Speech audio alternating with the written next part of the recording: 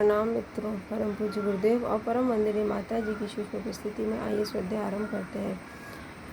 मेरे साथ एक स्वर में बोलिए, ओम भूर्भुवः स्वः तत्सवितुर्वरेण्यं भर्गो देवस्य धीमहि धियो यो नः प्रचोदयात्। आज का विषय है परमात्मा की परम सत्ता।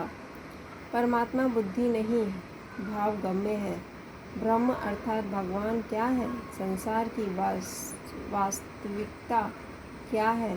जीवात्मा की प्रकृति क्या है? इन तीन प्रश्नों के माध्यम से ईश्वर, जीव और प्रकृति की वास्तविकता को समझने का प्रयास किया जाता है। ईश्वर की महिमा अपरंपार है। उपनिषद में आता है कि जो व्यक्ति यह कहता है कि वह ईश्वर को समझ चुका है तो समझो वह झूठ बोल रहा है, क्योंकि इतने विशाल ब्रह्मांड की रचना करने वाले को पूरी तरह समझना संभव ही नहीं है। इसके विपरीत जो व्यक्ति कहता है कि वह ईश्वर को समझ ही नहीं सका, तो ऐसे व्यक्ति ने तो स्वीकार कर ही लिया है कि ईश्वर को समझा नहीं जा सकता। ईश्वर को समझने से अधिक आवश्यकता है ईश्वर से प्रेम करने की। ईश्वर को समझने का प्रयास और ईश्वर से प्रेम दोनों ही कार्य संसार की वास्तविकता और जीवात्मा की मूल प्रकृति को समझने से संभव हो सकते हैं। ईश्वर, जीव और प्रकृति का सत्य स्वरूप क्या है? क्या इन तीनों की पृष्ठभूमि में कोई एक समान तत्व है या ये तीनों अलग अलग स्वतंत्र सत्ताएं हैं? अर्जुन जब युद्ध के दृश्य को देखकर किंग कर्तव्य विमूढ़ हो रहा था, तब वह समझ नहीं पा रहा था कि युद्ध करना चाहिए या नहीं।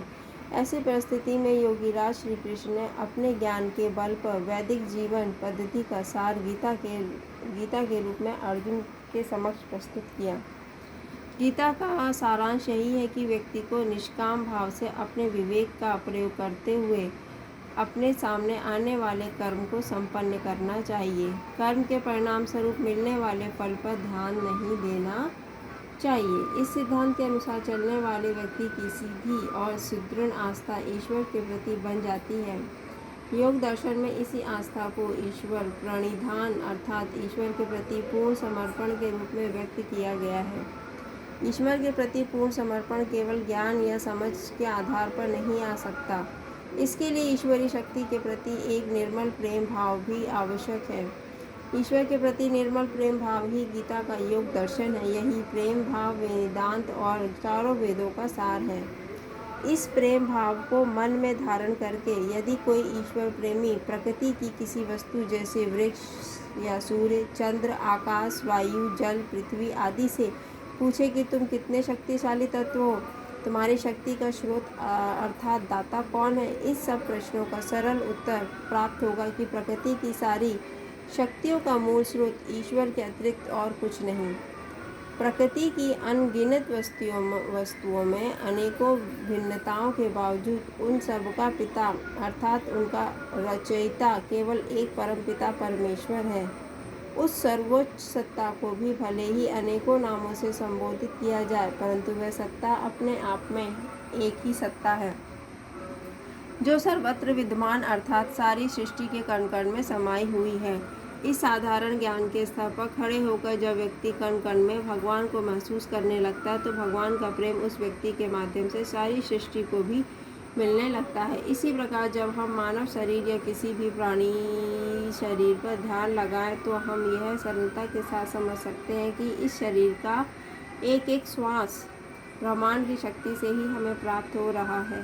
प्रत्येक श्वास के साथ वह ब्रह्मांडीय शक्ति हमारे शरीर में प्रवेश करती है और प्रत्येक प्रश्वास के साथ वह शक्ति अंदर ही प्रदूषित वायु को बाहर निकाल देती है।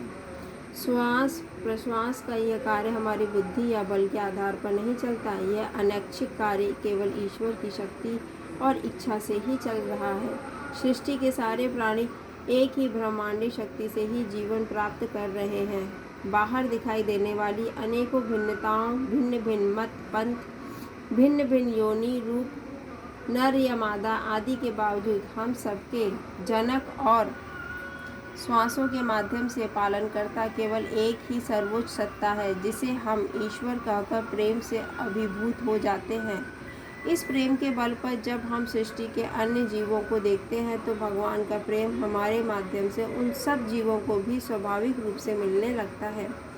प्रकृति और जीव की सत्ता दिखने में स्वतंत्र दिखाई देती हो, परंतु वास्तव में सारी सृष्टि के प्रथम पिता के रूप में भगवान की सत्ता के अतिरिक्त अन्य कुछ भी नहीं है। हमें अपने विवेक का प्रयोग भी केवल उस विशाल ईश्वरी शक्ति के चिंतन और उस पर ध्यान एकाग्र करने में ही करना चाहिए।